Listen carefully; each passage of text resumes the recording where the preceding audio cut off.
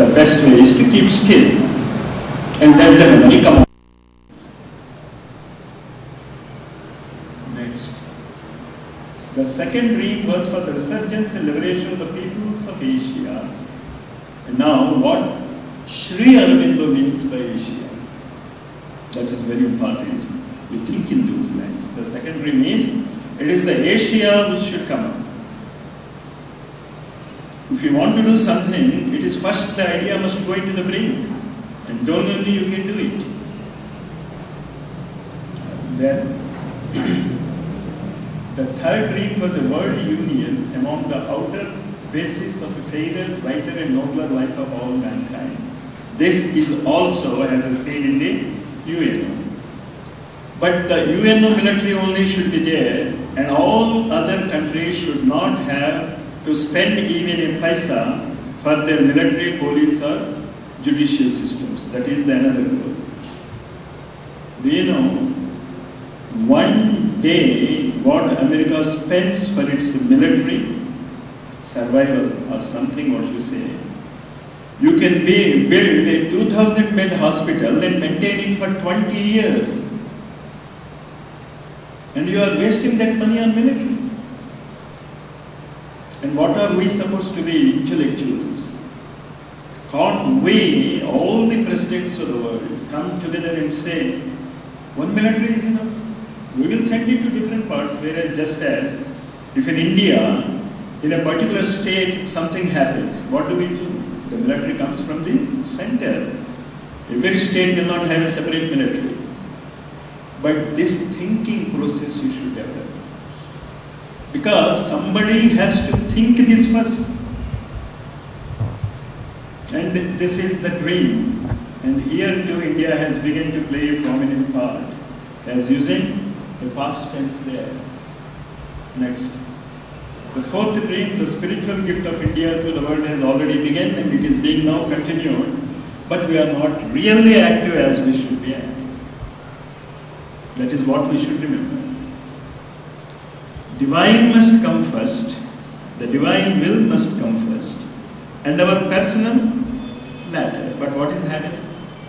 Our personal jobs, our personal viewpoints, our personal responsibilities come first. And then if you have time, you come here. It should not be like that. It should be as if you are working as a subordinate for the masters. And remember that any revolution is self-chosen. Nobody can put you and say that you will be responsible. If you don't come, you will be taken to task. No. Nobody is going to take you to task. You have to decide yourself. And the fifth dream was a step in the evolution which would raise man to a higher and larger consciousness. This is what the 5 dreams of Sri Aurobindo are.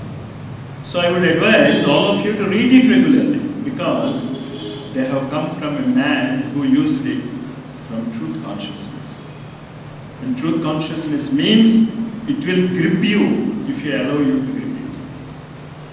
But allowing it must be from your side, not from that side. Just as he said, if you want the electricity to give you a shock and wound you, you should not wear rubber gloves. If you wear a rubber gloves, no much any voltage, nothing will happen. So next. Now let us understand who Mother is. Mother is the story of free earth. This is given in here. Mother's agenda in the introduction. Mother is the story of free earth. Free from its spiritual and scientific parents. You understand this word parents. Whatever we are talking about in scientific jargon or in spiritual jargon, both are jargons. Just because a scientist speaks something in his which we cannot understand language, it doesn't mean that he knows anything. Because in 1925, a scientist said that quantum physics is difficult to understand. In 1965, a Nobel Prize winner said, nobody understands quantum chemistry. That is the evolution. Huh? That's the danger. Let us be careful. Is it a parrot-like repetition?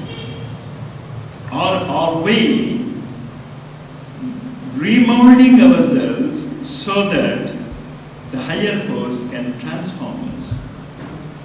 There is nothing more persistent than those particular parrots. Free from its little ashrams. Huh? Very important. That is what I am telling. Because if you are really what you know and you understand, you should understand that the knowledge you get should be utilized in the world. A little engineering college is there. You become an engineer, and then what happens? The engineer goes out. And that engineering knowledge is used for the world. A doctor in a medical college gets his degree in medicine. And where does it use it? In the world. And if the knowledge that the ashrams are supposed to give, and remember, ashram means a place where you need not labor, no shrama. Shrama, ashrama. So you should know the art of living without any labor. That's why I did this quotation. Mother is the story of the free earth. And this concept of free earth is nothing new to us. In our Puranas, whenever the asuras or rakshasas or pishachas dominate, the mother goes there to the higher place. The mother means Mother Earth. Literally we read it. She goes there and it is a literal fact, you remember that. And what happens? The truth conscious says, yes, at the opportune time, I will give you. And what is the opportune time? We won't decide.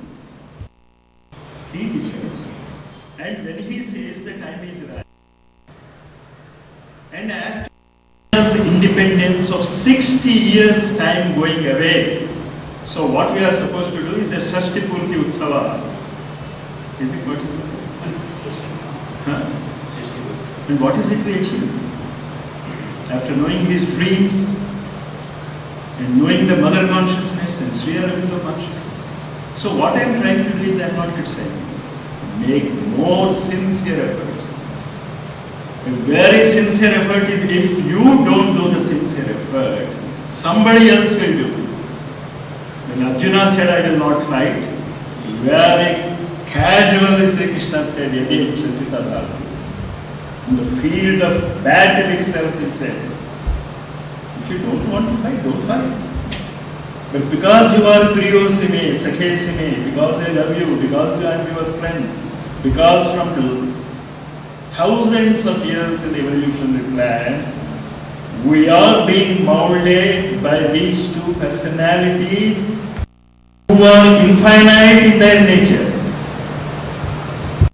That is where we should show our gratefulness to them. Now at this last moment, when the final onslaught is going on, you see the newspapers and you will understand it. The final onslaught of the Asuri Pravritti, the Paishachika Pravritti, the Rakshasa Pravritti is everywhere. You just open the page, you see it. And what more proof you want that the time is right, you are ready to fight, and if you don't fight, Pandits say, just for a casual question, if Arjuna really did not fight in the end, what would have happened? An interesting question, because Sri Krishna said, okay, you are supposed to fight, you have been trained for that, I was with you throughout these lives. Bahumni me vyatitani janmani tava Arjuna. So it is your duty to be with me and fight. And suppose what would have happened if Arjuna, because of his own ignorance, because of his own limitations, because of the lack of purity and concentration and renunciation, we are going to use these three words.